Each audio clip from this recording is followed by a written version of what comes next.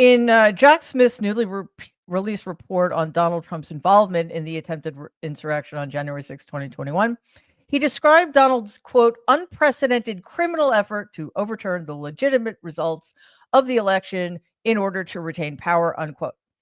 Next Monday, due to the woeful inaction of Merrick Garland, alleged Attorney General, the inability of Democrats to control the narrative, the shocking normalization of the events by the corporate media, and the corruption of the Supreme Court and the Republican Party, the man who committed this crime against our country will be sworn in as the 47th President of the United States. Let's dive in.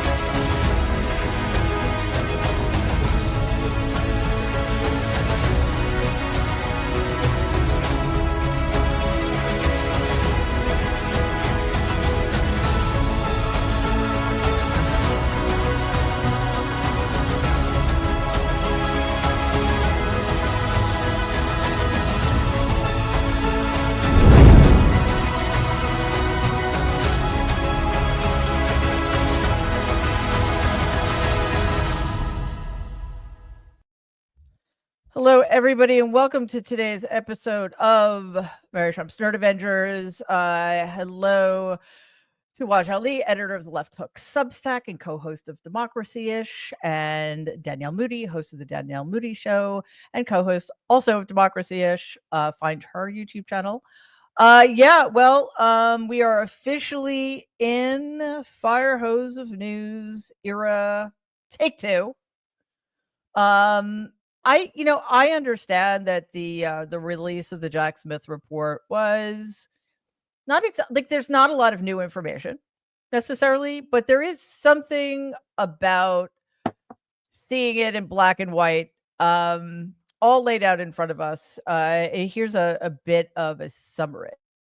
This morning, the special counsel who investigated Donald Trump's role on January 6th and efforts to interfere in the 2020 election has issued a blistering report, sharply criticizing the president-elect's attacks on his investigation and suggesting that Trump's actions warranted prosecution, saying that no, quote, man in this country is so high that he is above the law.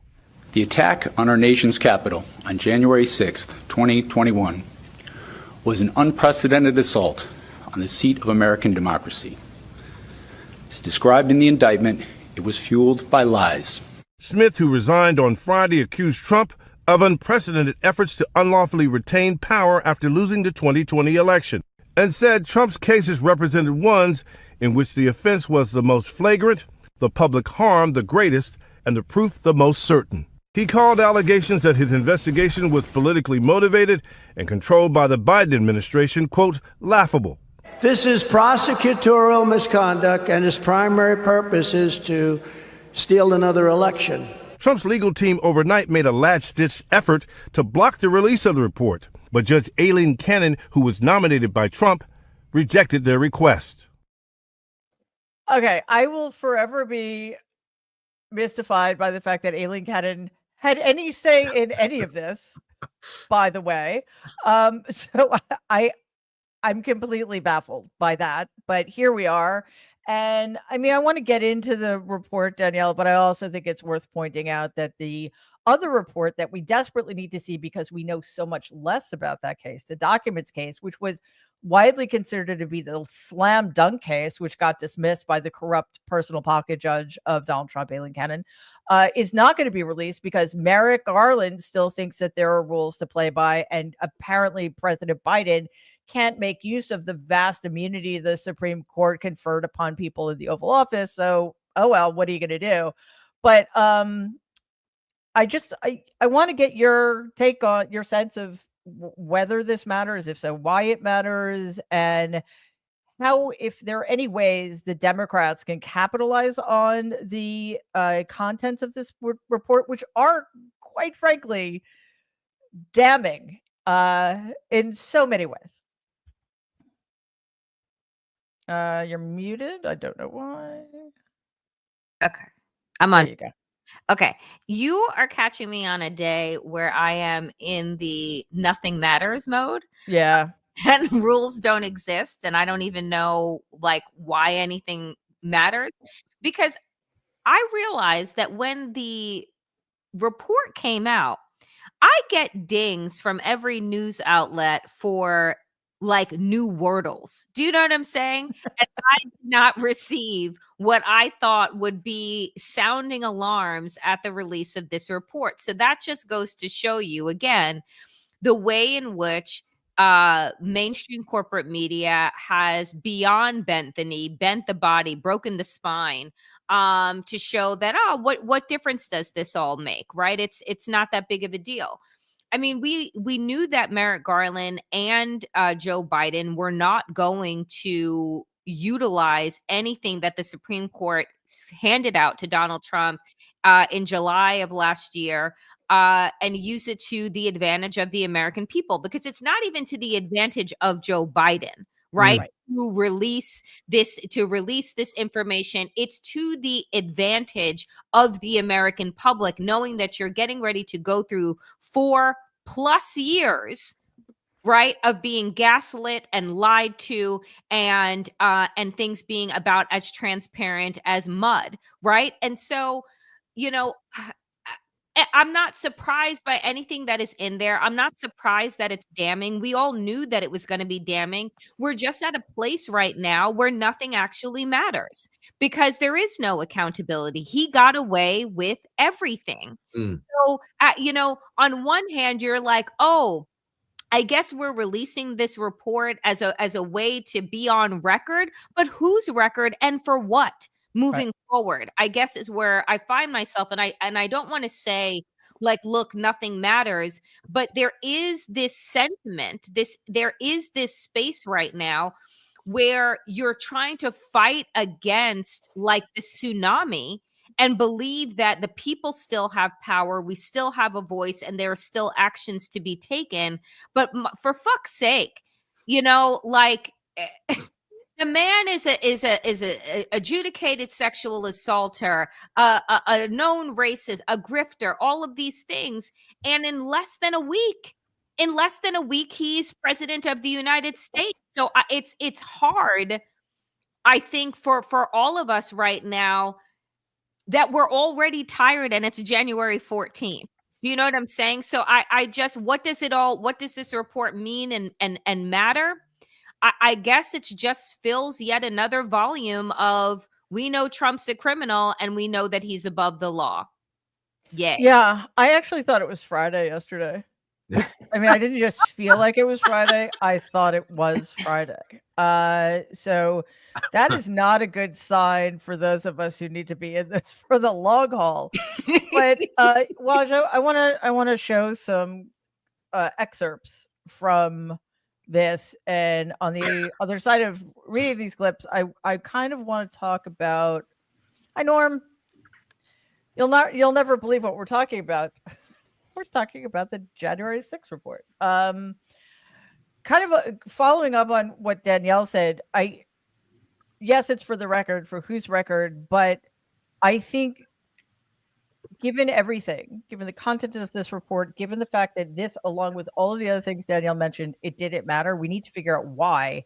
And then we need to hang it around the necks of the people who decided it didn't matter.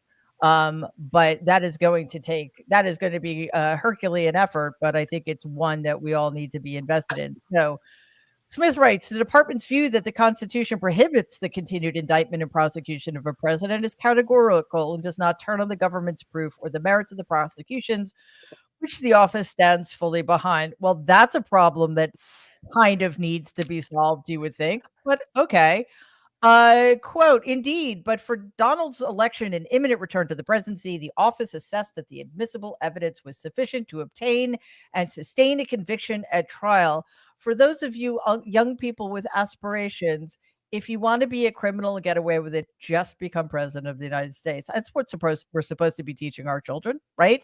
But this, I think, so that's for those two quotes are things we need to deal with down the road. This one is what should be alarming to all of us right now, because this is going to be our reality for the next at least 2, probably 4 years.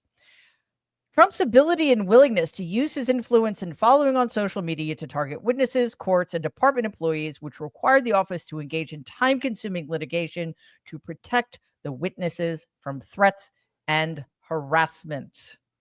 Yes, indeed. If you guys want to, I mean, you have to be running for the presidency, but if you want to get out of trouble, threaten people, which will delay the proceedings. Right. Well, it's like that's one of the lessons we're learning. And there's no reason to see that is going to stop anytime soon. There's several lessons and several takeaways I had last night because I was awake because I'm a vampire during the last 9 years.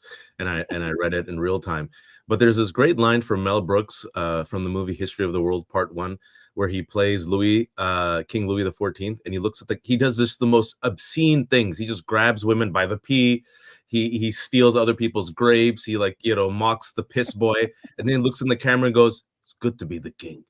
And that's what I thought of. It's good to be the king. And Donald Trump is a mob boss and a criminal. And I'm going to do another Godfather reference. I'm going to do some old school references because I'm in that type of mood. He doesn't have one Luca Brasi. He has millions of Luca Brasis. Yeah. And those Luca Brasis are the enforcers, the hitman, the person who makes other person sleep with the fishes, the person you outsource all your dirty work to. He has an entire MAGA base. And he has his own Pravda in the form of right-wing media, which now dominates. And it's not just right-wing media, it's corporate media. So when I saw it yesterday, first I'm like, good. It got released. And now we have for posterity what we always knew. And there is something jarring, Mary, I should say, about when something is written and is written by a special counsel and released by law enforcement that just in stone says this man, the Justice Department, had enough evidence to convict this man and send him to prison, if not for the fact that he was elected for the president of the United States of America. That alone, I think, is a dagger in the heart of democracy. So I read that, and I'm like, okay, for the sake of posterity, now we have that this mother effer, who's already a convicted criminal, already was held liable for sexual assault, fraud, and defamation, he would have gone to jail. The DOJ does not bring cases if they don't think they can win it. They had enough to send this man to jail for inciting a violent insurrection, for interfering in our free and fair elections. If not for the fact, just wait for it, I'm going to say it again, he was elected as the president of the United States of America, which means he got a get out of jail free card for the rest of his life because a plurality of Americans said, you know what?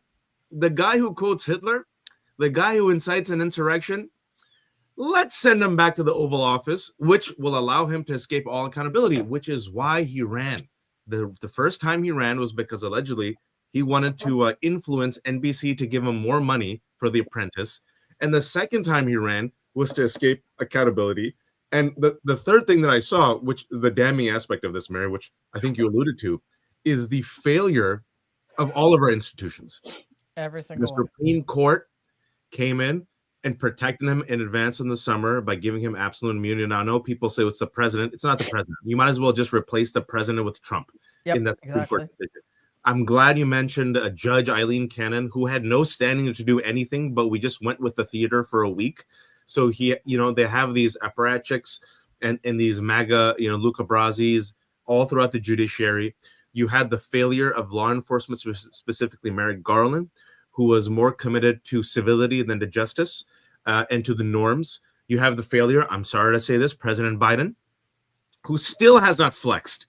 You have literally nothing to lose. You're 82 years old. You've been a public servant for 900 years. Nothing to lose. And he still is like, civility. The failure of media, not just right-wing media, but the complicity and the both sidesing.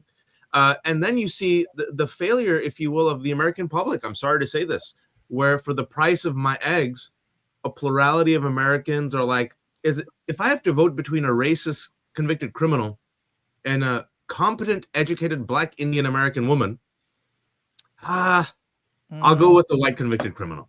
So I think tough call. Yeah, it's a damning indictment of the entire country, of our institutions.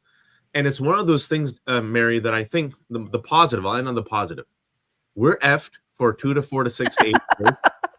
We are. But No, but that's I'm now for the positive. yeah, the positive is We're I think screwed. all of this will be it's just like bricks that get Yeah. built up, right? Yep. Bricks that get built up. Luigi Mangione and the murder, which we don't condone, but like the rage, the fact that people stayed at home, the lack of faith in institutions, the fact that people are like democracy, capitalism, really, right? Like the growing rage and anger has to lead to something, and eventually, not eventually, but these guys are gonna F up. They're going to F up. They're already effing up. And once they F up and F up big, which they will this anger and rage translate to something positive? Let's see. Yeah, well, Tara, I mean, the good thing is, though, that undoubtedly Donald will become presidential because he's certainly learned his lesson. Well, actually, he has learned his lesson. President Kim. Yes, like exactly. President Kim. That's the lesson. I can do whatever I want, and we're gonna. But after you and Norm comment on the report, we are going to be speaking about the confirmation hearings, and we're already seeing the same kinds of tactics being used to push through nominations that are objectionable on every level. But this report, in a way, and we've already seen it in Donald's response and his response to being thwarted by having the truth revealed.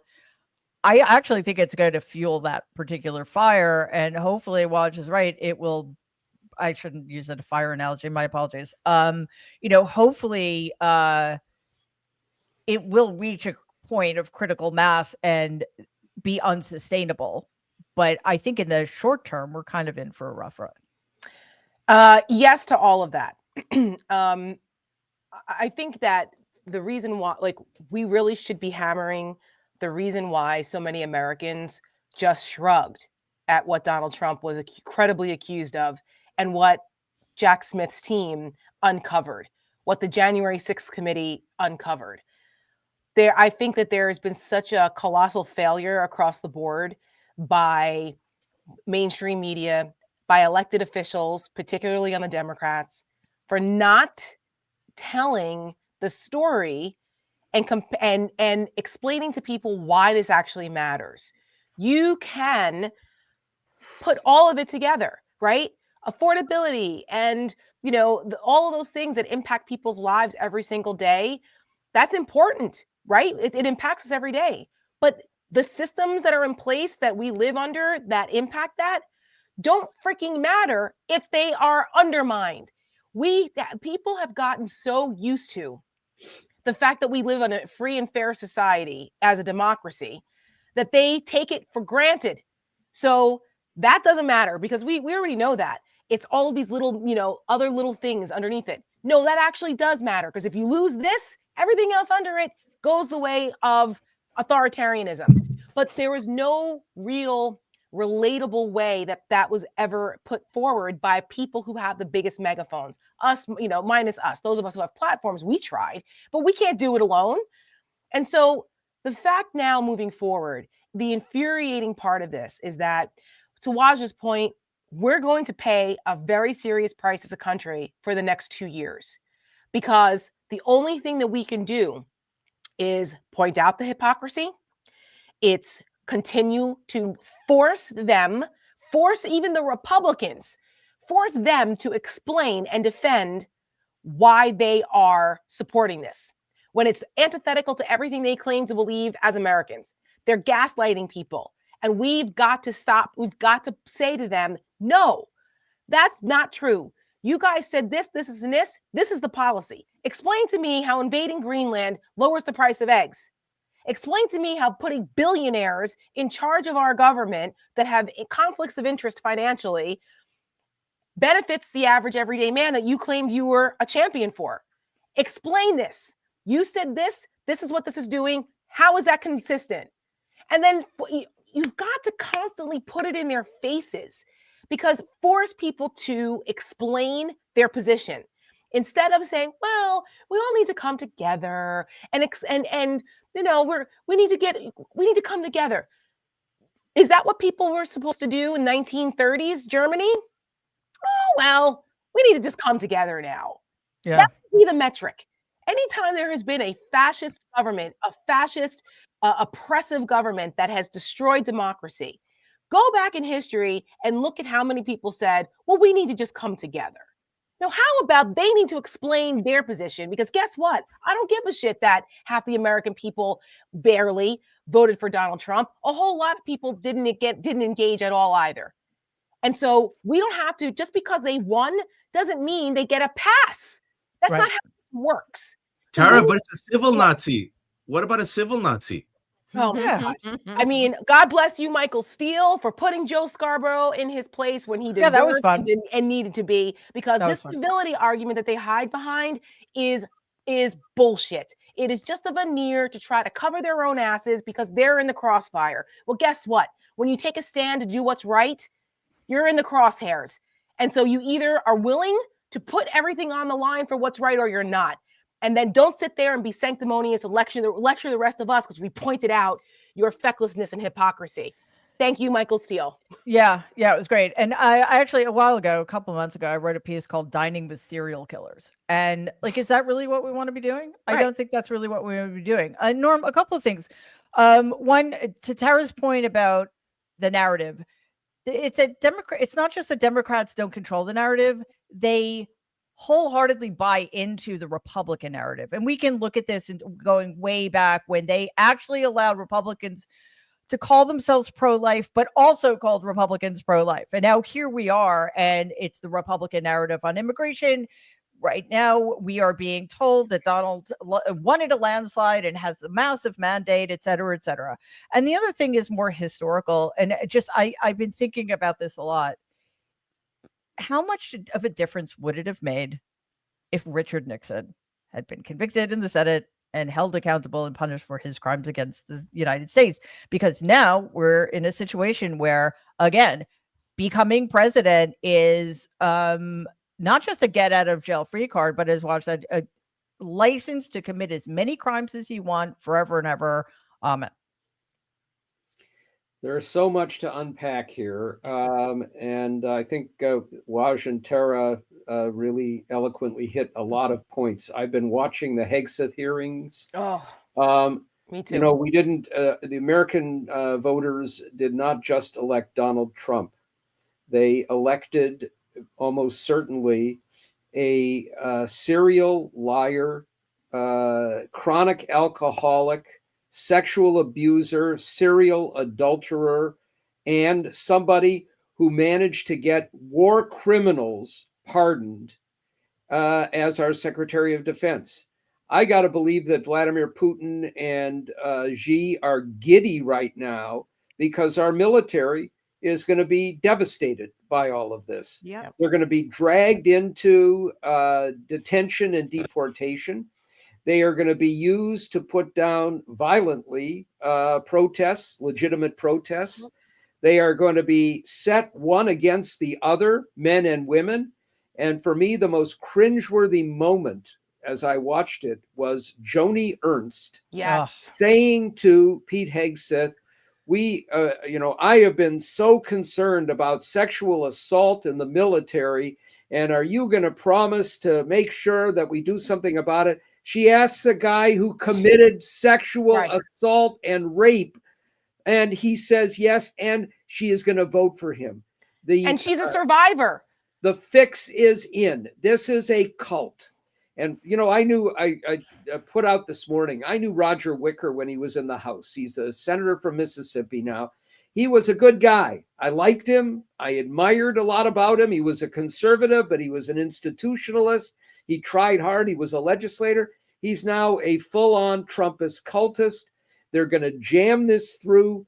Hegseth hasn't answered questions, and he's arrogant, and they're going to make that happen. And I'm afraid that's going to be true of a whole lot of the other nominees. That's just one part of this, but it's one part of what Merrick Garland, Joe Biden, and the Justice Department and the FBI, which, by the way, covered up in their FBI report on Hegseth by not interview. I mean, this was Brett Kavanaugh 2.0. They didn't interview the woman who had accused him of rape. They didn't interview people who worked for his veterans groups. who said that he was drunk, abusive, and incompetent. And this is the person we're putting in charge of our national security. So just to go back a little bit, Aileen Cannon had no business taking on any of these cases. She dismissed the case. She had no jurisdiction over Mar-a-Lago anymore. She never had any role in January 6th. That she temporarily blocked release of that report and got away with it is insane. We should also note that after she tried to cover her ass and keep from getting completely embarrassed and slapped down by the 11th Circuit, and she said magnanimously, okay, you can release the January 6th report, which is like my saying, okay, you can release the January 6th report. Trump tried to get her to back off of that, which was a blatant, hey, woman, you really want to be on the Supreme Court? You better bow down again. It was too late for her to do that. Joe Biden has immunity. He can demand that Merrick Garland send him the Mar-a-Lago report and release it. And he hasn't.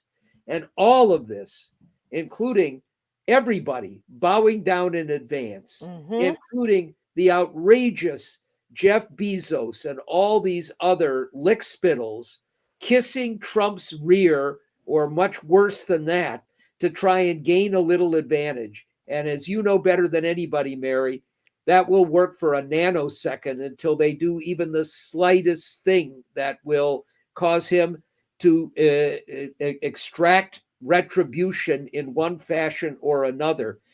And I am not in a generous mood at this point. I will say that if these Republicans in Congress try to attach strings, including the debt ceiling, much less other kinds of anti-woke reforms to California for disaster relief, I want Democrats to zero out FEMA, because the blue states, which are basically giving all their taxpayer money to Florida, Texas, and North Carolina, Oklahoma, North Carolina, Missouri, for their disastrous storms, let them pay themselves. Let them raise their own taxes to pay. And for all of those Americans who voted for Donald Trump thinking it won't affect me, I'm sorry, I just don't have the empathy anymore. Nope. Let them suffer. And one final comment, which is, as Raj said, maybe there will be a backlash. What I fear is when there is a backlash, as they screw up the economy, everything that is a safety net for working class people and poor people, as they blow up our alliances and the world, he's going to resort to violence and martial law before accepting the consequences of a voter backlash. So we're in a bad place. Yeah, and we will be talking about the aid to California later on, but I do want to turn to the Hegseth hearings because, Danielle, I think of the remaining nominees, Hegseth is the most demonstrably awful, unfit, and unqualified. And that doesn't mean there aren't a lot of other people who share those qualities. There are a lot of dangerous nominees, Tulsi Gabbard, Bob Kennedy, and others, Kash Patel. But we keep hearing Republicans say, it's unprecedented for presidents not to get their pick. Well, it's unprecedented for an incoming president to pick such horrific people who are dangerous to the United States, to our national security. And just remember, like Pete Hegseth couldn't even get a weekday gig as an anchor on Fox, and they want to put him in charge of an agency that has 3.4 million employees. So I want to play a couple of clips, and we can talk about it on the other side. Here is Senator Richard Blumenthal asking Hegseth about an FBI background check. I assume you'd be willing to submit to an expanded FBI background check that interviews your colleagues, accountants, ex-wives, former spouses, sexual assault survivors, and others, and enable them to come forward. Senator, I'm not in charge of FBI background checks. But you would submit to it and support it? I'm not in charge of FBI background checks. Thank you, Senator Blumenthal. I at this point want to submit a letter from Captain Wade Zirkle, the founder of Vets for Freedom and the person who hired Pete Hegseth to run the organization. Oh, I don't know why the clip went that long. But anyway, here's another one about what a great business person Pete Hegseth. Okay, you took over the Veterans for Freedom in 2007. In 2008, you raised $8.7 million, but spent more than $9 million, creating a deficit. By January 2009, you told donors that the organization had less than $1,000 in the bank and debts of $434,000. By 2010, revenue at the Veterans for Freedom had dropped to about $265,000. In the next year, it had dropped further to $22,000. You don't dispute these numbers, do you? Senator, I'm extremely proud of the work me and my fellow vets did at Vets for Freedom. A bunch of young vets with no political experience. Who needs to hear what he has to say? So in other words, Danielle, he's not going to answer any questions and he's going to lie. Those two clips alone, and those are the least serious of the problems with him. Those two alone. We didn't even get into the drinking. We didn't even get into the That's most later. is serious of them, the sexual assault allegations. And yet, as Norm pointed out, the one serious holdout, Jody Ernst, was reminded few weeks back that she's up for re-election in 2026. So I do think on the one hand, this is a cult now, but I also think that Republicans are just showing their true colors. They care about their power more than they care about anything else. I feel like this has been clear for how long now, right? That Republicans care about power more than they do people. That, you know, when you look at Donald Trump's entire cabinet, the theme and the thread that runs through is sexual assault and violence against women, right? And that's number one. And then number two is the grifting. And so like you watch Hegseth, who is, I mean, when I look up white male mediocrity and fragility in the dictionary, this is the picture that I see next to it. And when you think to yourself about the women who have been readily abused inside of our military, who have for decades tried to get and pass policies that would allow them to be able to serve their country without having to bear the brunt of sexual assault and harassment by their superiors. And this is the motherfucker that you're going to put in charge of to be Secretary of Defense. It isn't just an insult to women and people who have been victims of sexual assault and violence. This is a bat signal out to the country to, if you have a resume like Hegseth, come in and join us.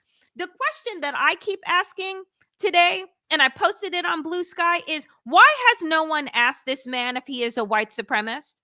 Why has no one asked him very clearly, are you a white nationalist? What does white nationalism mean to you? Yep. What do the tattoos that are on your body represent that would have one of your former colleagues, right, report you to superiors because what is on your body looks very much like the emblems that a white supremacist wears, right, and has on their bodies. And so I you know, today is a really hard day for people who have eyes, ears, and an active heart.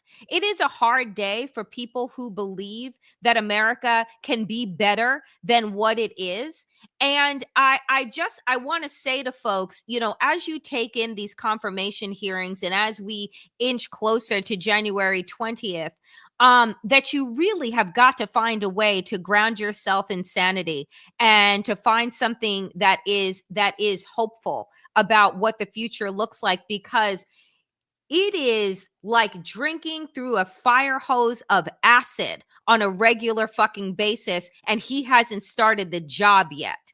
And so to think about the stamina that is going to be required from all of us to be able to move forward on a day-to-day basis is overwhelming.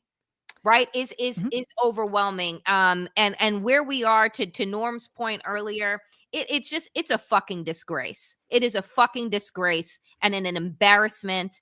And frankly, I am embarrassed to be American. I am embarrassed of this country. Yeah, I'll see you embarrassed and raise you ashamed. Yeah. Yeah. Tara, I'm going to go to you because I know you have to leave, but I just want to play Yeah. this clip. This is Maisie Hirono questioning Hegseth about the DOD and abortion policy. Current DOD policy allows service members and eligible dependents to be reimbursed for travel associated with non-covered reproductive health care, including abortions. Will you maintain this common sense policy? Senator, I've always been personally pro-life. I know President Trump has as well, and we will review all policies, but our standard is whatever the president wants on this particular issue. With my advice, I will take a look at. If the president tells you that this common sense policy will not be maintained, you will not enable our service members to seek reproductive care. So it sounds I don't like to believe the me. federal government I'm not should be hearing funding answers to my questions, travel for Mr. abortion. Chairman. Well, he did answer the question. I do not believe the federal government should be funding travel for abortion care. Yeah. There's a lot to unpack here because I was watching the hearings before we jumped on. And here's the thing. These hearings should be like a courtroom. The Democrats should be approaching this as if they are prosecuting a case and that Pete Hegseth is the defendant and the American people are the jurors. And what they should have done is what they did during the impeachment hearings, which is everybody had a role, everybody had their questioning, and it went in a certain order that told a story, just like in a jury trial for a criminal defendant. And the Republicans are the defense attorneys, right? So it's their job and Hegseth's job to explain, defend yourself. And it should have been the Democrats should be out there aggressively like prosecutors. Boom, boom, boom, boom, boom. You know who has done that so far? Senator Tim Kaine, who did it the best, who you guys, I think, were already on air. That's why I was a little late. He dragged Pete Hegseth because what he did was, and Senator Hirono started to do it. And by asking the questions, and he would start to go off on these tangents, and it was like, yes or no? Okay, no, you didn't answer that. So the jury heard it. Put it out there. Senator Kaine went down a list of the sexual assault allegations, of the financial mismanagement, about his character as a serial womanizer, as the credible accusations of him being an alcoholic, and asking him, do you think that this would be disqualifying? So given the Uniform Military Code of Justice's policy on sexual assault, so would this be disqualifying for the Secretary of Defense? And he was flustered. Hegseth was flustered because it was rapid fire, told a story, there was an arc, and he was on the defense. That's how you do it. And let the people who are watching decide who's more credible here. Now, I don't know why Democrats can't seem to understand this. You do it simply. You don't do soliloquies. God bless Kirsten Gillibrand for her work on sexual assault in the military. But the American people don't want to hear a fucking soliloquy from you for 5 minutes, and Pete Hegseth sits there. And then you say, well, and she had a good points about women in the military and his insult to them and his comments about it, but she never let him answer. And she called it silly. No, it's disqualifying. You constantly repeat, it's disqualifying. Is disqualifying. Explain how this is not disqualifying. Put the onus back on him to explain it. Senator Kaine did that with everything. And I was like, that's how you do it. You're short questions, in or out, you lay out the facts. So you don't have to have a judge or a defense attorney to go objection. You get to say what you want, right? Right. So there were so many things there that I'm like, that's how you do it. And there has to be unity in the messaging as if you're talking to the American people like a jury. That's how you do it. When prosecutors go in, litigation attorneys go into a courtroom, they don't use big grandiose words and this or that. They talk to people like the way they talk conversationally every day. That is the only way that you're going to force people to pay attention and have to actually ask themselves, wow, would that be okay for me? Like when you're talking about women in the military, and I think it was it Joni? No, I forgot. Well, Joni Ernst is a disgrace. And there's always going to be women that are going to, go against their own interests and everybody else's for power, unfortunately. Cognitive dissonance, it's a hell of a drug. And the intoxication of power to get reelected is also a hell of a drug, because she knows good and damn well, not only as a military veteran, but as a sexual assault survivor, that Pete Hegseth is disqualified from being the Secretary of Defense, and that she would be speaking out loudly against him if she weren't a subject of the cult, scared to death of being primaried. Do you know how many more people would respect her if she stood up and said, I'm sorry, thank you for your service, that's great, but under no circumstances would you ever be qualified to be in command over a woman like me or anybody else, given your history? No. How about that? And you know what? Damn the consequences. But they're not willing to do that because it's more important for them to be in power. So where do we come in here? We need to point that out. As much as we put pressure on Republicans, force Democrats, force Republicans to explain their position. And people, if you're not happy with your Democrats not fighting for you, tell them. Go back to old school tactics. The pressure of the citizens, because they work for us, still freaking works, because they actually have to still get elected. So unless people feel as though they're still fighting for you, they're not going to be inspired. But go out there, swing, because guess what? We have the facts and history on our side. They don't. So make them look themselves in the mirror and have to answer for it. That's the only way to get through this. It's not going to be easy, but at least that's why we have midterm elections come, in 2 years. Because guess what? It starts now. The other side never fucking stops. You want to hear me? Right. It never they stop, and we can't either. They never stop. And the irony here is that Democratic voters can put pressure on their elected officials. Republicans in power put pressure on other Republicans in power. And I think, Tara, I know you'd have to hop, so it's okay. Thank you. But basically, like one of the things I've been thinking about as you were speaking is that Joni Ernst isn't making the decision she's making because of her constituents. She's making the decision she's making is because Elon Musk said, I will spend billions of dollars to primary you this year. And, but I think that one of the problems is that the opportunity has passed. There was an opportunity, and I think it was in the lead up. It was in the aftermath of the 2020 election.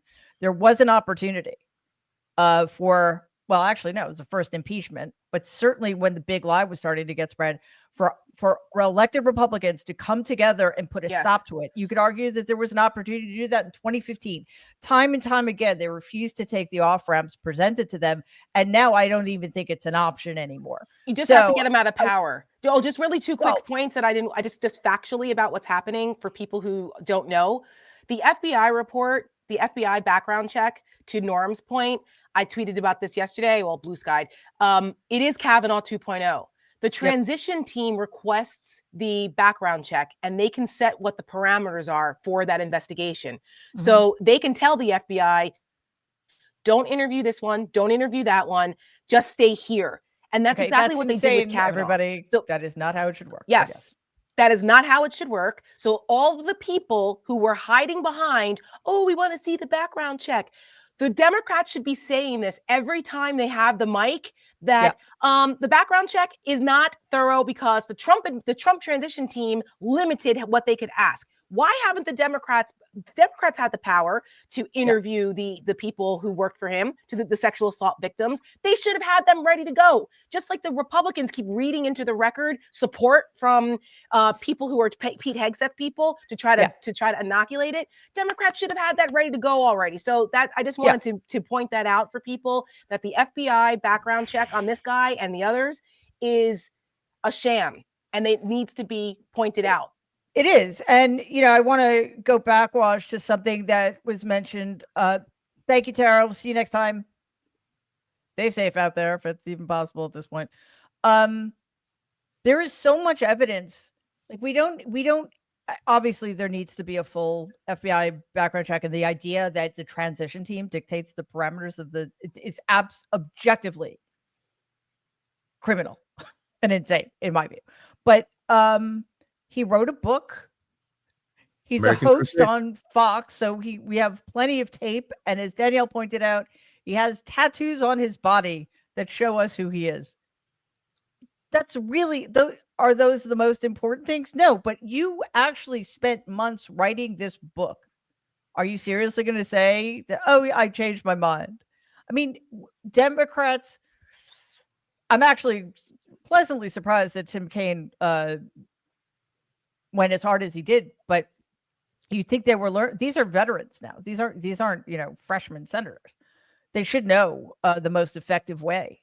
And you said this in the chat. It looks like Hegseth will probably get nominated, and that to me, that is the domino, because that'll make it easier to get Gabbard in and Kennedy in and Patel in.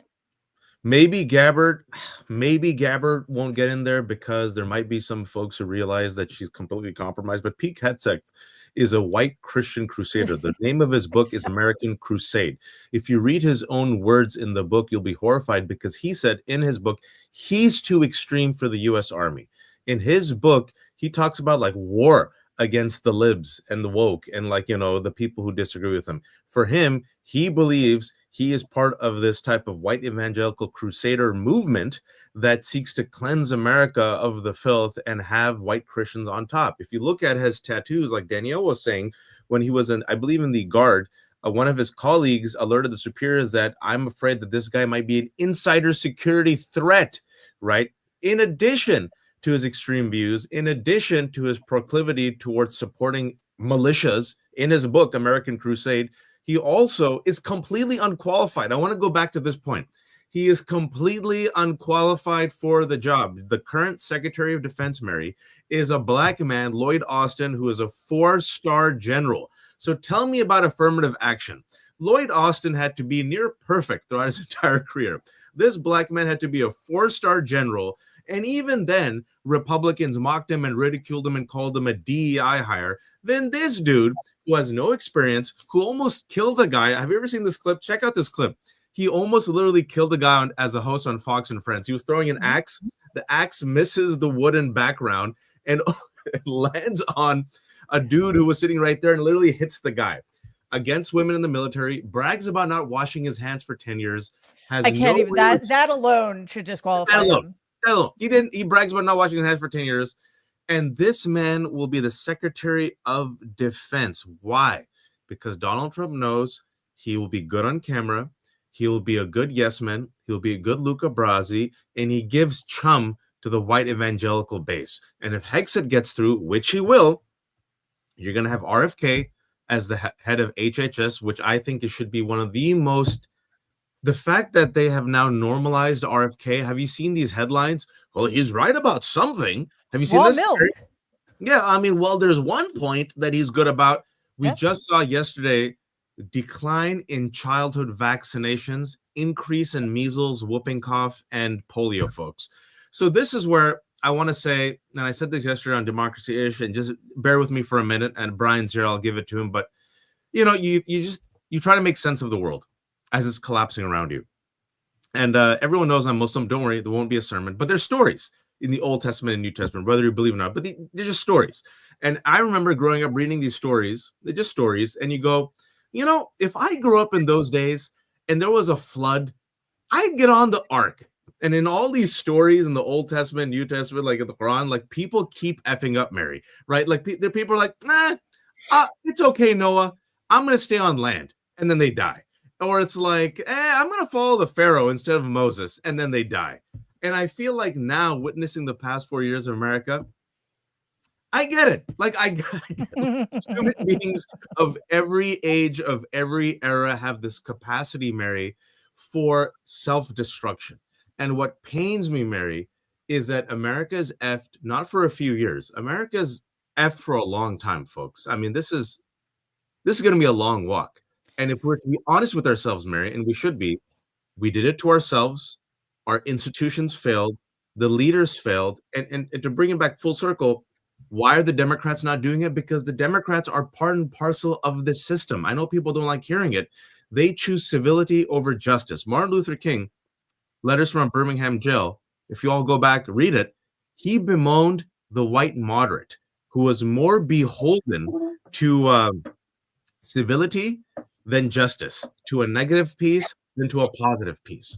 And I believe that the passion, right, the type of fight that we need, that is represented, in my opinion, by the Jasmine Crockett's, the AOCs, even the Raskins. Who did Democrats choose to be the head of comms? Not Jasmine Crockett, who was on point 24/7. 72-year-old Debbie Dingell, who is the head of the oversight committee? Not AOC, who has 4 million people on Instagram. A young 74-year-old Jerry Connolly, who just got hit with cancer, who has 4,000 people on Instagram. So I think, Mary, this is one of the situations where, to end on an optimistic note, it's a test for all of us. The man, Donald, he only won 49%. They're going to F up.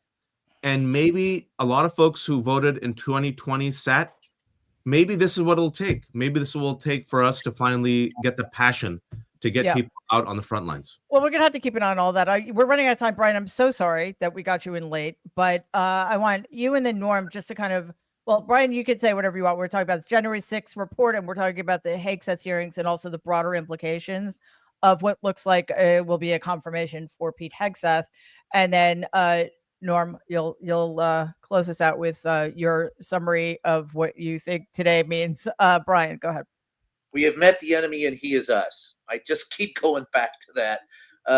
I sit here getting ready to come back to DC for the inaugural and wondering and comparing and contrasting now to 4 years ago. And it's frightening on many scopes. And then I'm left with a little bit of hope when I watch and see how people not involved in politics, not involved in this argument on a daily basis, took care of each other and continue to do so during the fires in LA. Everybody from inmates in jails to firefighters to regular people to, just the guy down the street just helping their neighbor out, not giving a good damn about whether or not they're white, black, gay, trans, bi, Catholic, Muslim, Jewish, Republican, or Democrat, just people helping people.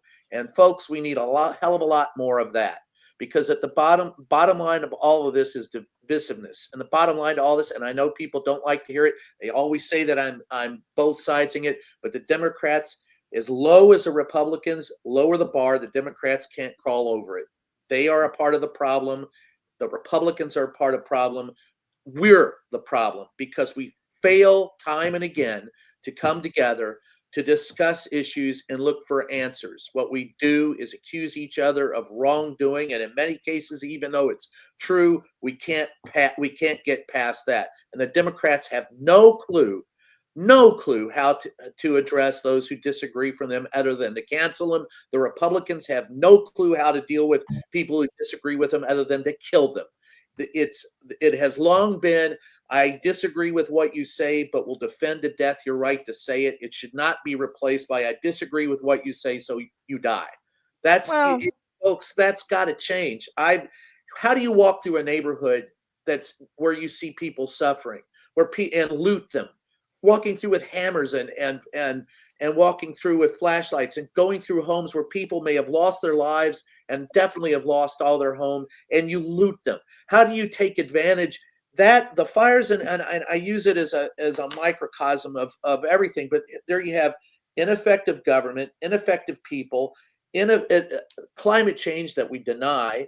All of it. Okay, hang on one second, Brian. Looting, that's human nature. It's terrible. It's happened forever. It's horrible. But yeah. I am not making common cause with fascists. However, if there's a crisis, if there's a natural disaster, I'm not going to ask you what your political affiliation is in order to help you. So, and also, like, Mary, you don't deny climate change.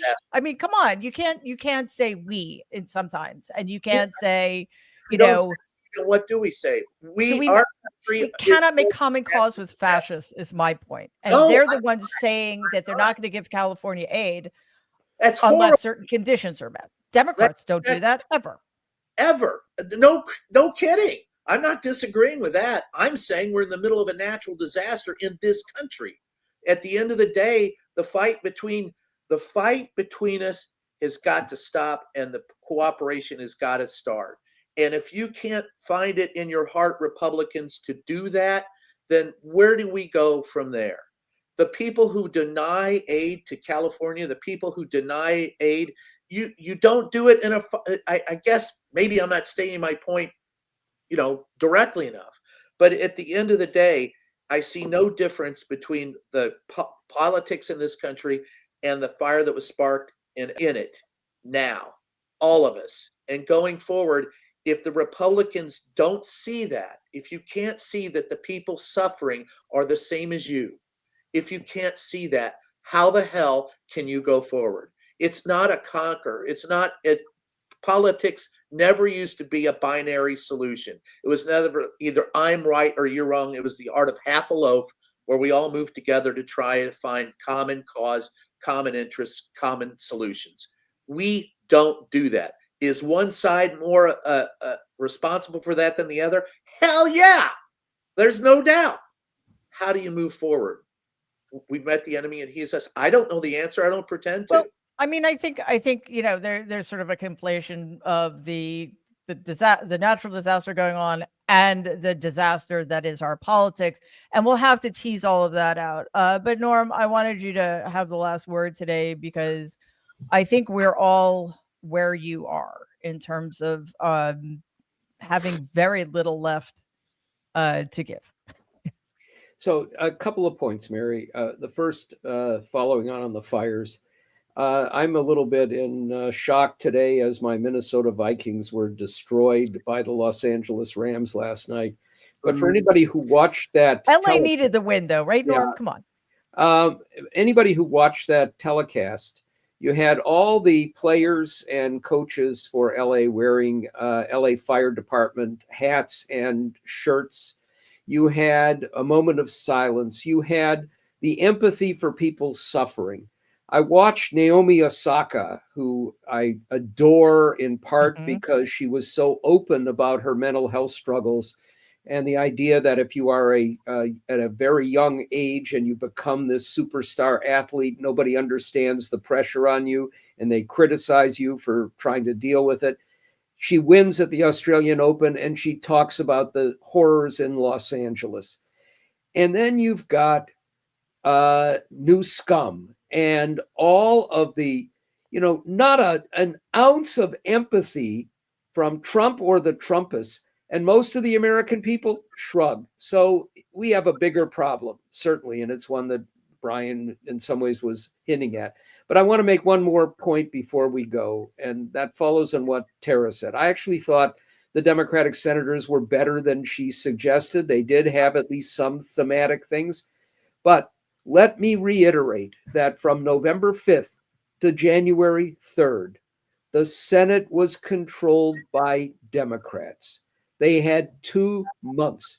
In this hearing, Roger Wicker is going to have one round of questions of 7 minutes each, which of course means that a witness like Hegseth can dodge and weave and lie and refuse to answer and just sit there for 7 minutes and then wait for a 7-minute respite and one round. Okay. If the Democrats had done their job in the Senate, if Chuck Schumer, Dick Durbin, and Jack Reed and the others had held pre-confirmation hearings on all of these monsters, brought in the witnesses who will not be there, and laid the groundwork so that for Republicans to vote for these horrible people, the pressure would have been at least a little bit greater. And a couple of them probably would have been forced to withdraw before getting there so that the get out of jail free cards would have been less frequent for the other nominees. And they did nothing. So we have dereliction of duty from Merrick Garland, Joe Biden, Democrats in the Senate who didn't get us to where we are. that's voters, that's a press corps, a mainstream press that normalized the abnormal over and over again, and now is bowing a knee over and over again to these monsters. But the fact is, we had opportunities to try and mitigate some of this damage, and we cannot let this go without pointing out that dereliction of responsibility. Yeah, well said. And honestly, that point is why this is so much harder on all of us than it needed to be. When your leaders aren't, you feel like your leaders aren't fighting for you, and there's demonstrable evidence that they're not. It definitely takes a toll. So we here will continue to do our best to fill in the gaps and try to lead the way. So at least, we have a place to be where people feel heard and they feel like they're getting the information they need. These confirmation hearings will continue throughout this week and pick up again next week with other nominees. Thank you so much, everybody who watched, our moderators, everybody who donated, our super stickers. You guys are awesome. Just a reminder, Nerds are back Thursday, 12 noon Eastern live. My live show is Monday, Wednesday, Friday, 6 p.m. Eastern. It's very original. It's called Mary Trump Live. So, also, I keep forgetting, this is exciting. All of our shows, the Nerd Avengers is a podcast now. It's on all of your podcast platforms. So it's Mary Trump Nerd Avengers. So check that out and give us a 5-star rating, because it really helps other people find the show, and it helps us combat the trolls who just give us 1-star ratings because they're mean. So Danielle, Waj, Brian, Tara, Norm, thank you all so much for being here today. And everybody else, we'll see you next time. In the meantime, please stay safe and be kind. Take it easy.